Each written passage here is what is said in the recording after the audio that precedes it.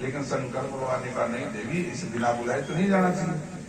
सती कहने लगी कोई बात नहीं, देखो पिता के घर में निमंत्रण की आवश्यकता नहीं होती है, 3-4 जगह ऐसी होती है जो बिना निमंत्रण के भी चला जाए तो कोई दोष वाली बात नहीं है। 4 जगह है। कौन सी? एक तो पिता के घर में, पिता के घर में कोई उत्सव हो, कोई भूल जाए, निमंत्रण नहीं आवे तो बिना निमंत्रण के भी चले जाना। और एक मंदिर में, जैसे देवनारायण भगवान का मंदिर है, वर्ष में एक बार मेला भरता है, और क्या सबको निमंत्रण देते हैं क्या? बताओ, बिना निमंत्रण ही आते।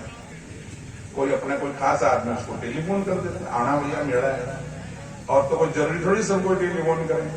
तो मंदिर में बिना निमंत्रण के चले जाना चाहिए। 2 जगह।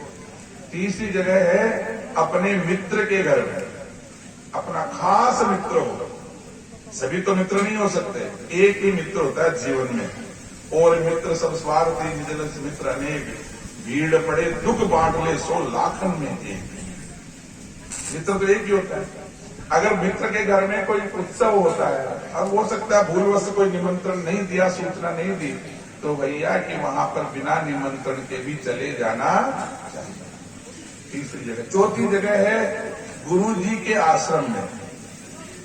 गुरु जी के आश्रम में है कोई बड़ा उत्सव हो रहा हो, और वहां पर गुरु जी भूल गए हों, सूचना देना भूल गए हों, और हमको मालूम चला कि जैसे दांतरा से जाते हैं जाना होता है, तो 200-500 आदमी जाते हैं मान लिया से, अगर 5 को मालूम है, 10 को मालूम नहीं है, तो जा रहे हैं उनको देख करके कि भैया क्या आज कोई प्रोग्राम है कि हाँ, तो भाई ऐसा नहीं करना चाहिए हमारे पास, हमको भगत जी ने नहीं कहा, लो भाई मैं विचार चाहते, ऐसा होना चाहिए। बिना निमंत्रण के चले जाना चाहिए, उसका कोई दोष नहीं होता है। ये सारी बातें सती कह रही है अपने स्वामी महादेव से, कितनी ज्ञान की बात है। लेकिन शंकर भगवान ने कहा देवी तुम्हारा कहना बिल्कुल ठीक है, अक्षर से सत्य है, परंतु अगर प्रेमवश भूल हो जाए जब तो चले जाना चाहिए, लेकिन अगर बैर से अगर कोई भूल जाए तो वहां पर नहीं जाना चाहिए। तो सती कहने लगी कोई बात नहीं स्वामी, मेरे तो पीर का मामला है और पीर में उत्सव है, आप चाहे जाओ चाहे मत जाओ, मैं तो जाऊं। अब तो हट पर आ गई, वो त्रियाट होता है आप जानते हैं। फिर ताने घूमते गए देवियां, चाहे पति देव नटो, चाहे ससुरा जी नटो, चाहे सासू नटो, एक बार जज के दिमाग में तो उठायो थे। ऐसा ही सती ने किया, सती मैया ने ऐसा ही किया, और शंकर भगवान की आज्ञा का उल्लंघन करके और वहां से रवाना। शंकर भगवान जाते जाते कह दिए देवी अगर तुम मेरी आज्ञा का पालन नहीं करती हो और बिना कहे चली जा रही हो तो तुम पछताओगी जाकर के, वहां अच्छा नहीं होगा। इतना कहकर के शंकर भगवान तो आंख बंद करके बैठ गए, और वो ही असोई जो राम रचिया वो करे करके बढ़ावन साका, तो परमात्मा करेगा वही होगा। क्या क्या सती पैदल चलने लगी तो नंदी भगवान बैठे थे। नंदी भगवान ने सोचा माता जी तो अकेला क्या जाला, कैलाश पर्वत खड़े, हरिद्वार कनखड़ खड़े, कनखड़ में यज्ञ और कैलाश पर्वत माता जी पैदल ही रवाना, गुस्सा का माया है। नंदी भगवान ने विचार किया आपने कहीं करता, आपने माता जी भी बसाई, पिताजी भी बसाई, लड़ाई तो आप दो जाके आपने थोड़ी है।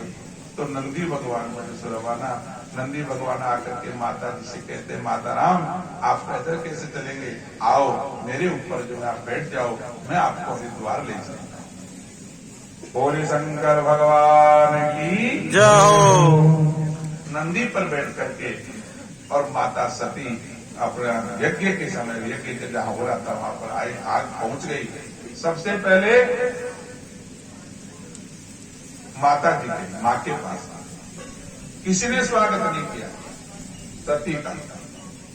जो नौकर चाकर, जो देखने वाले थे और वहां रहने वाले थे, कार्यकर्ता थे, सबको दक्ष प्रजापति ने कह दिया था मेरी छोटी वाली बेटी अगर आ जाए, सती आ जाए ना, कोई उसका स्वागत नहीं करेगा, कोई नहीं करेगा।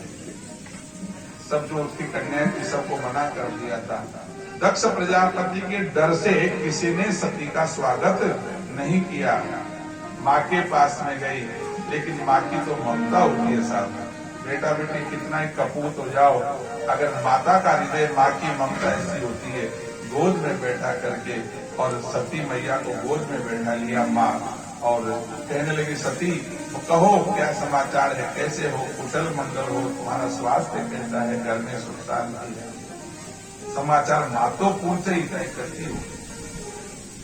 माँ ने तो कलेजे के लगा लिया सती को, बाकी और 15 बहना और ही सती की, तो 15 बहना भी देखी सती ने, लेकिन दूर से ही, हाँ भाई सती ठीक, आगे आगे, चलो चलो ठीक, कोई समाचार।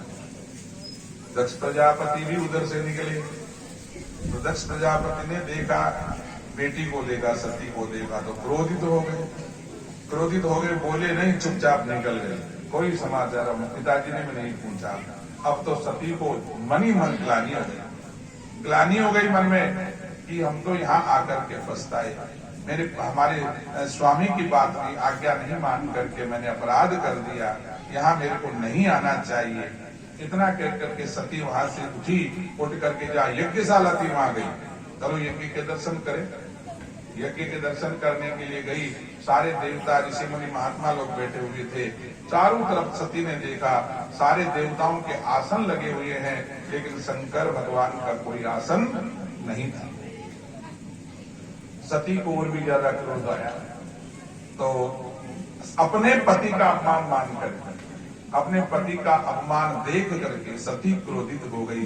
सारे सभासदों से, सारे देवताओं से कहने लगी, हे देवताओं, तुमने देवाधिदेव महादेव का अपमान किया है। हे ऋषि मुनि ब्राह्मण देवताओं, तुमने महादेव का अपमान किया है, उसका फल तुमको भुगतना पड़ेगा।